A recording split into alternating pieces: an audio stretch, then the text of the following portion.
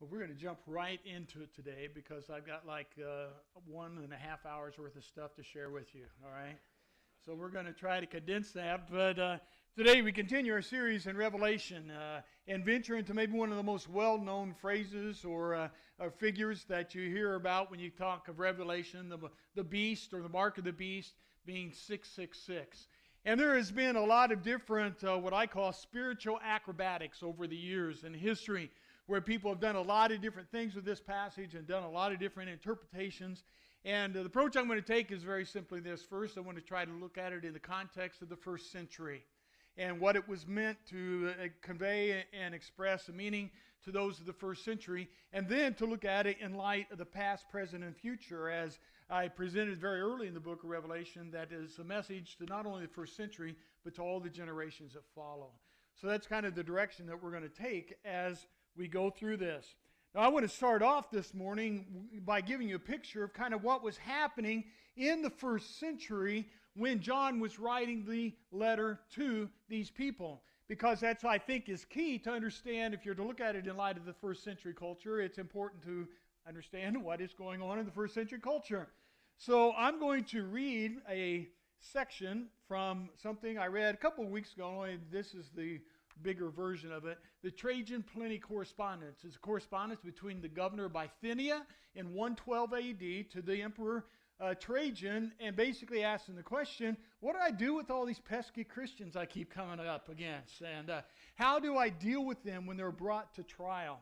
And as we read these verses, or this passage, this correspondence, I want you to remember these verses in Revelation 13, because there's a direct parallel, direct correlation.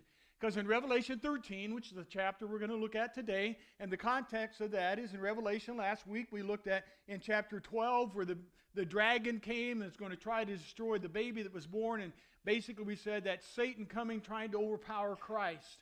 And he failed at that attempt here on earth. And the chapter ends with the dragon standing on the seashore like, okay, get ready, I'm coming back. Revelation 13, he comes back. And he manifests himself basically through the period of time after Christ was on this earth. All right? So, Revelation 13, John's writing says, men worship the dragon because he had given authority to the beast, and they also worship the beast. Satan and the Roman Empire basically are the representation of what the beast is, and the rulers of the Roman Empire. Revelation 13:4 says, who is like the beast? Who can make war against him? Well, at that point, no one can make war against the dominion of Rome. It was an absolute power in the known world. Revelation 13, verse 14. And he ordered them, and this is the beast, and he ordered them to set up an image in the honor of the beast, meaning the emperors and the gods. Revelation verse 15. He was given power to give breath to the image of the first beast, so that he could speak and cause it to all who refused to worship the beast to be killed. It's Satan's use. He empowered the Roman Empire that day so that they could execute Christians. So that is kind of, remember those verses, and as I read this is longer than I would normally read section, but I think you'll find it interesting. If you want the complete copy of what I'm reading, on the table as you go out on the right-hand side, there's a sheet there. I made it for you. There's about 25 copies if you want to get to this and read it on your own. But here's what's happening. Governor writes the emperor and says, what do I do with these pesky Christians? All right? He says, it is my custom, O Lord, to refer all questionable issues to you. For who is more capable of resolving my doubts and instructing my ignorance? Brown-nosing there is basically what he's doing, okay? I've never been present for a formal inquiry of Christians. Consequently, I do not know the nature nor the extent of the sanctions usually administered against them, nor the grounds for opening a formal inquiry on how far it should be pressed. In the meantime, this is the approach I have taken with everyone who has been brought before me on the charge of being Christian. I have asked them in person if they are Christians.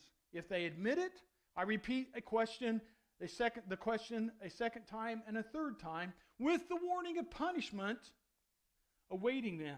If they persist, I order them to be led away for execution. In other words, if they say they're Christian 3 times, you're out of here.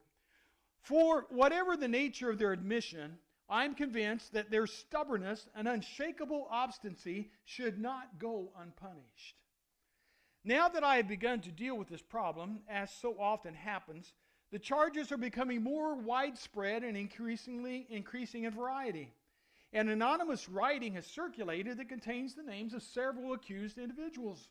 From these, I consider dismissing any who denied that they were or ever had been Christians. In other words, those people are being accused. If they deny it, this is what he does. This is how he determines that. So I consider dismissing any who denied that they were or ever had been Christians when they had recited after me an invocation of the gods and made offerings of wine and incense to your statue, the statue of the emperor, Trajan, which I ordered to be brought into court for this purpose, along with the images of the gods. Others whose names were given to me by an informant first admitted the charge, then they denied it. Now he's going into, this is kind of what's happening to some of the people that are coming before me. First they admitted the charge, and they denied it. And they said they had ceased to be Christians 2 or more years before, and some of them even 20 years ago. And they all worshiped your statue and the images of the gods in the same way as the others, and cursed the name of Christ. So they did what the emperor wanted them to do. They also declared that the totality of their guilt or error amounted to no more than this. In other words, they're saying, hey, well, this is all we did. And then what's interesting, it describes an early Christian worship gathering. It says, they declared their totality of their guilt or error amounted to no more than this. They had met regularly before dawn on a certain day to chant verses antiphonally amongst themselves in honor of Christ as if to a god, and also to bind themselves with an oath, not in a criminal conspiracy, but to abstain from fraud, banditry, adultery, not to commit a breach of trust. And after completing this foolishness, it was their custom to disperse and reassemble later to take food of a common and innocuous type, which could have been communion, sharing of bread and wine. But those who denied being a Christian had in fact given up this practice since my edict issued on your instructions, which banned all types of meetings. In other words, there had been an issue coming out saying you can't meet like this, and some of them have said, we obeyed that edict. This made me decide it was all the more necessary to extract the truth from 2 female slaves whom they called deaconesses by the means of torture. I found nothing but a degenerate sort of superstition carried to the immoderate lengths. I have, therefore, put off any further consideration awaiting your counsel. The matter seems worthy of your consideration, especially in light of the number of persons at risk. For numerous persons of every age and every class, both genders, are being brought to trial, and this is likely to continue. It's not only in the town, but the villages and the countryside as well that are infected through contact with this perverse superstition. I think that it is still possible for it to be checked and directed to better ends. In other words, if we work hard, we can get rid of this group called Christians. Then the emperor responds, Trajan responds, you have followed the correct course, my favored one, in your investigation of the cases of the persons charged with being Christians. In other words, having them killed is the thing to do. These people, though, should not be hunted down. If they are brought before you and the charge against them is proven, they must be punished. But in the case of anyone who denies that he is a Christian and makes it clear that he is not by offering supplications to our gods, he shall be acquitted as a result of his recanting. So the early Christians were faced with a choice. They were being brought in. Someone had accused them of being a Christian, and they had to either say, yes, I'm a Christian, and stick by that, knowing that the consequences is death, or they could simply recant, said that, didn't do that, used to go to church, but don't do that any longer. And then they would say, all right, throw a pinch of incense to this statue here, and you're good to go. So as John is writing the book of Revelation, that's starting to happen in his day. And the message is one of encouragement and encouraging the Christians to hang in there, to be strong, to remain faithful unto death, even if that's what it meant. So John is writing this message, and yet at the same time, he knows there's people out there trying to figure out who is Christian and is not. And some think that's why he uses the symbols and the symbolic language. And instead of saying, watch out for the emperor and naming the emperor, he uses images and things also in God's providence and God's foresight, a message that can be relevant to them today in that day as well as in the ages to come. So in Revelation chapter 13, the first 7 verses describe a beast coming out of the sea as Satan is standing on the shore. And basically, a quick summary is that seems to be the rise of powers going against the church, those people that are left.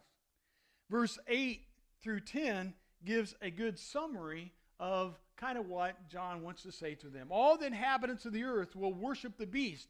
In other words, those who don't accept Christ, all whose names have not been written in the book of life belonging to the Lamb that was slain from the creation of the world. He who has an ear, let him hear. If anyone is to go into captivity he will go. If anyone is to be killed with the sword he will be killed. This calls for patient endurance and faithfulness on the part of the saints. And then John begins to describe some of the things that are going on. And that's what we're going to look at the last half of chapter 13. We normally know it as the beast. So I said 4 simple points. That's on your outline you have in your bulletin here. Just want to look at these. The beast imagery. In verses 11 and 12, John says this, Then I saw another beast coming out of the earth. He had 2 horns like a lamb, and he spoke like a dragon. And he exercised all the authority of the first beast on his behalf. And he made the earth and its inhabitants worship the first beast whose fatal wound had been healed. The Roman Empire and the emperors that came up after him. I'm not going to get caught up in all the details of everything. But what is the beast representing? Well, in the first century, the beast in Revelation, overall in the book of Revelation, represent the power of Satan. Specifically in the first century, the beast could have represented the domain of the Roman Empire. And the second beast, the emperors of that empire. What about today? Well, when dealing with symbolic language and literature, it's important for us to understand it in general terms that would be understood throughout the ages to every audience as John is writing this.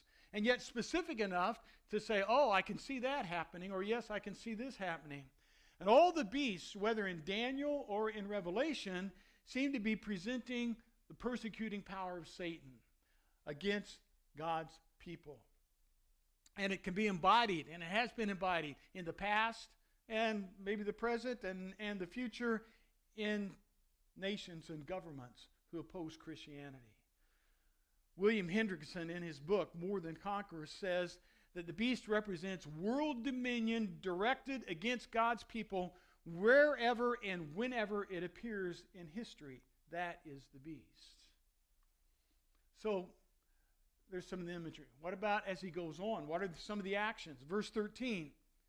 And he performed great and miraculous signs, even causing fire to come down from heaven to the earth in full view of man.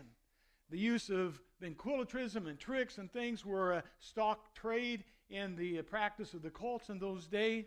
Magicians were a part of the emperor's court. We also saw that in the Old Testament. You remember what happened when Moses approached Pharaoh with some of the first plagues? He called in his magicians and people, and they did some of the same things. So it was not a new concept. The beast, the emperor and his court, could perform many miracles, and what would they do? They would deceive the people. And they would think, wow, this person has power and has all these things.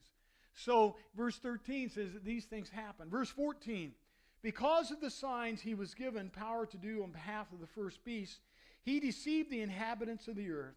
He ordered them to set up an image in honor of the beast who was wounded by the sword and yet lived. And he was given power to give breath to the image of the first beast so that he could speak and cause all who refused to worship the image to be killed. What was it the governor of Bithynia was asking, what should I do with these people? And the Emperor Trajan gave him the authority and said, yeah, you do this. And that governor had the authority to kill the people. So what's happening? People are being forced to worship the beast, the emperor, the government, however you want to say it. And by the end of the first century, we looked at Revelation 2 and 3, and there's 7 churches listed in Revelation 2 and 3. Every one of those cities that are listed by the time of the writing of John had a temple in the city that was erected for emperor worship. So it was a relevant thing. It was something that was going on. Well, what about today? Emperor worship is not a vital part of our culture like it was then. So how in the world can it apply to us? Well, the actions of the beast described in this section are many times called that of the Antichrist. You ever heard that term? The Antichrist? Simple definition of Antichrist are those who are against Christ. Are there any organizations or governments or anything against Christ today? Oh, yeah. Yeah. You don't have to go far to figure that out. And many times when it comes to the Antichrist, and Paul refers to in Thessalonians the Antichrist, maybe pointing to at one point there will be one person that's dominant. But until that time, there are many Antichrists. Anyone who opposes Christ is an Antichrist. Is this all in accordance, and something I always try to do, is this all in accordance with what Jesus would say? Because that's important. Because Jesus said quite a bit about the end times and his coming and all of those things. So if you look at Mark chapter 12, or Mark chapter 13, verses 21 and 22, Jesus gives this warning to his disciples. He says, at that time, and it's the passage where they said, Lord, when all this going to happen? When are you going to return and bring judgment, all this stuff? He says, at that time, if anyone says to you, look, here's the Christ, or look, there he is, do not believe it. For false Christs and false prophets will appear and perform signs and miracles to deceive the elect, if that were possible. So be on your guard. I have told you everything ahead of time. So the actions of the beast in Revelation basically are the actions of Satan on this earth against his church and against the Christians that are going on. It was happening in the first century. It's happened throughout history. It's happening today. And I believe it will happen intensified in the future, that it will be even rougher and more intense than it is today. So let's take a breather. All right, got that all figured out, right?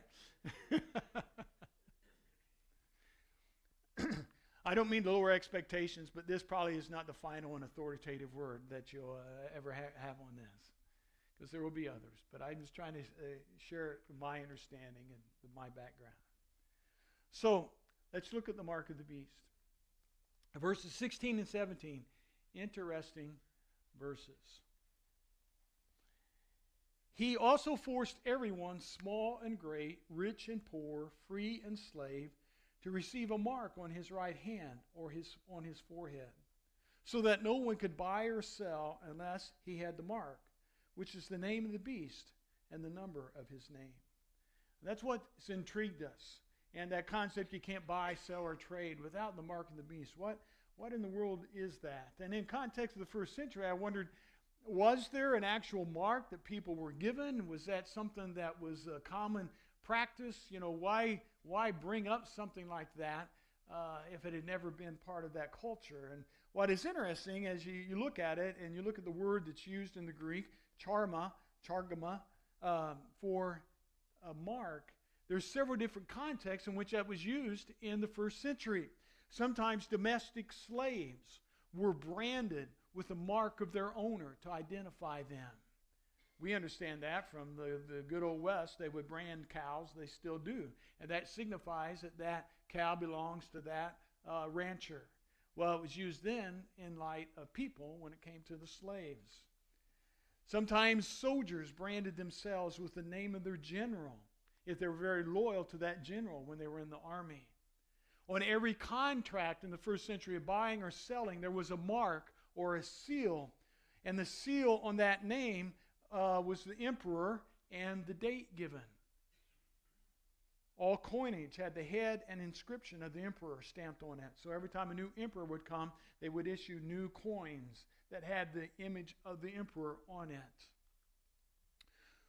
And when a man burned a pinch of incense to Caesar as a part of worship, they would give them a certificate and to say that he was okay with the government, basically, that he passed the test. So all these things, however context you take them, signify that a mark signifies that someone belongs to someone else, or they have subscribed or become a part of what's going on. And the mark of the beast may represent to those then as well as those now who have identified with the works of Satan and identifies by their actions everything that goes on. So what is the mark today?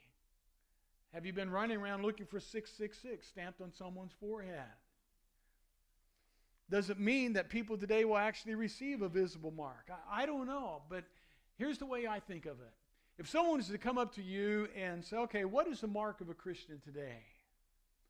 What would you say? You might say, well, maybe the cross, but yeah, but how, if they don't wear a little cross, what's the mark of a Christian? And my guess is that you would say, well, it's by the way they live. Their mark is who they are and how they talk and what they do. That's a mark of a Christian life, is living out Christ in their lives. So to me, it seems most likely that the mark is not a literal mark on the head or the forehead, but more likely the seal of God. In Revelation chapter 7, it talks about the seal of God on the forehead of the followers. That was not meant to be a stamp. It meant to be those who belong to God. So it's a symbolic way, when you come to the mark of the beast, it's a symbolic way of saying that those who have the characteristics, follow the lifestyle of Satan, the mark of their life is by the way they live. Those are the ones that are against Christ. Why the forehead and why the right hand? The forehead represents your thought, your decisions, what you do. The right hand in those days, and in many cultures today, the right hand is the hand of transactions. It's the hand of sealing everything. The left hand is one that's not even to be touched. So, there's a lot of things going on here. And John basically, I think, is saying, look, you don't want to be marked by the beast. You don't want to identify. You don't want to be counted with all the things that are going on that are against Christ. How does it relate to the buying and selling? Well, it may be a prophetic statement about the condition of the world closer to the end times or the return of Jesus. Are you not going to be buy or sell? I don't know exactly what that means. And I feel confident in saying that because a lot of other people would say the same thing. But I do understand the concept of I don't want to be identified with Satan as I live my life. I want to be identified with Christ. Okay? Well, that leads up to the famous number, the number of the beast. John ends by saying, this calls for wisdom.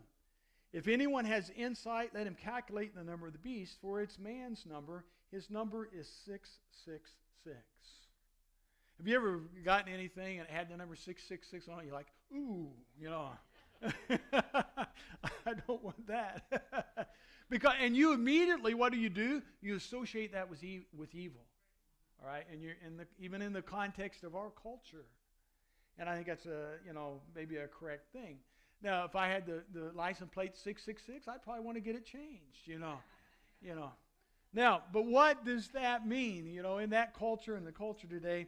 What's interesting, in the first century, early languages, Hebrew and Greek and several others, did not have separate symbols for numbers. They let the letters of the alphabet represent numbers. Numbers could be used to represent names. Example, graffiti on the wall of Pompeii, where the volcano came. Anyway, they found it. I love her whose name is 545. Now, isn't that romantic? Yeah. But those numbers represented her name. Okay? John may have been using this technique in his writing. If so, now this is interesting. The number 666 can be translated as Nero, who was an earlier emperor. He ruled Rome in 60 and early 70 A.D., And it can be through that method, but only if you take the Greek letters and then translate them into the Hebrew letters and take the Hebrew letters and transfer that into the numbers, you know. And the number has entertained many scholars throughout the ages, and I'm not going to read you how they came up with all of these things, but throughout the ages, the number 666 by different people in different eras and different ways have identified different Roman emperors to be 666. Some have identified the Roman Catholic Church and various popes being 666. Some said it was Martin Luther who broke away from the church, from the Catholic Church. Some say it was Muhammad, the head of the Muslim religion. Some say it was King Louis XIV, who was a terrible, terrible ruler in France. Some say it was Napoleon. Some say it was Hitler. And they go through various ways of showing all of this. To the first century Christian, though, all those later interpretations would mean nothing. It was meant to be, you know, one of those later rulers. So that's why I take the approach in saying, look, I think it is a representation of anyone who is against Christ. And the mark they received is that you can tell by their life, by their fruits. Jesus said, by their fruits you will know them. Okay? So today, many more guesses will be made using spiritual acrobatics. But I think it's safe to say that whoever perverts the truth and persecutes God's people has the mark of 666, the mark of being against Christ. It may be manifested in the lives of certain people or in those who have authority. It may be manifested in governmental leaders, in nations, a variety of ways. And it has throughout history. But the big picture, Satan will manifest himself in his evil power in any way he can through as many different means as he can. Remember last week I said one thing Satan does not have is foreknowledge. So when he enacts a plan, let's get him in the garden, and that didn't work, he started another angle, and he tried to destroy David, and that didn't work. And then when Christ came, what did Satan do with Jesus early in his ministry? Took him to the wilderness and tried to do what? Tempt him, to get him to bow down to him. So he's always changing his plan. He's always having to come up because he doesn't have the foreknowledge of God. He doesn't see the big picture like God does. He's not as powerful as God, and we got to remember that. So big picture, Satan will manifest himself and his evil power in any way he can through as many different ways as he can. And what is important for us, remain faithful. Remain faithful, and God will take care of you throughout eternity. And that's what Revelation chapter 14 is about. And we're not spending a lot of time in Revelation 14, but as you go on and read, I encourage you, it starts out going back to the 144,000 that was pictured in Revelation 7, and we said that represented the church and God's people. And this is the end of the seventh seal. And then it breaks out into a worship scene, being consistent with the rest of the sections we've looked at. So I want to leave you today with this image. It all ties together. John is encouraging his people of all ages to remain faithful, to hang in there, to not abandon their faith. And I want you to listen to these words of victory found in Revelation 14, verses 9 through 13. And a third angel followed them and said in a loud voice, "If anyone worships the beast and his image and receives his mark on his forehead or in his hand, he too will drink the wine of God's fury, which has been full of strength, into the cup of his wrath. He will be tormented with burning sulfur in the presence of his holy angels and the Lamb. And the smoke of their torment rises forever and ever. There is no rest, day or night, for those who worship the beast in his image, or for anyone who receives the mark of his name." Now, if the book of Revelation ended there, that'd be a pretty bleak picture. But it's a picture of judgment. And the honesty, judgment will come. And those who follow Satan and their lives will be tormented forever. We call it hell. And this is a passage that teaches that. Verse 12. This calls for patience, endurance on the part of the saints who obey God's commandments and remain faithful to Jesus. Then I heard a voice from heaven say, "Write, blessed are the dead who die in the Lord from now on. Yes," says the Spirit, "they will rest from their labor, for their deeds will follow them." Now, I'll be the first to admit that I don't have all the answers and don't understand every verse of Revelation. But I do understand this. I want Revelation 13 on my tombstone. I want to be blessed and to die in the Lord. I want to find eternal rest from my labor. I want my deeds to follow me into glory. And in order for this to happen, I need to heed the words of John in Revelation chapter 2, verse 10 at the beginning of the book. He said it best, "Be thou faithful unto death, and I will give thee the crown of life." And for now, that's all I need to understand. Let's pray. Lord, I thank you for your word. And Lord, I thank you that it challenges us. And as we look at these things, Lord, we see that Satan is alive and well, has been in the past and is in our world today. And he will be until you come again. And Lord, in that day, there'll be a great victory and great reward. And I thank you for that. I thank you for the promises we find of that in your word. And Lord, help us to be faithful until the day we take that very last breath so that we can receive the crown of life. It's in Jesus' name we pray. Amen. Let's continue to worship. And as always, if God touches your life and you want to pray about something or talk something more, down at the end of the hallway on the left, someone will be there. And just let God touch your life as we continue to worship in this song.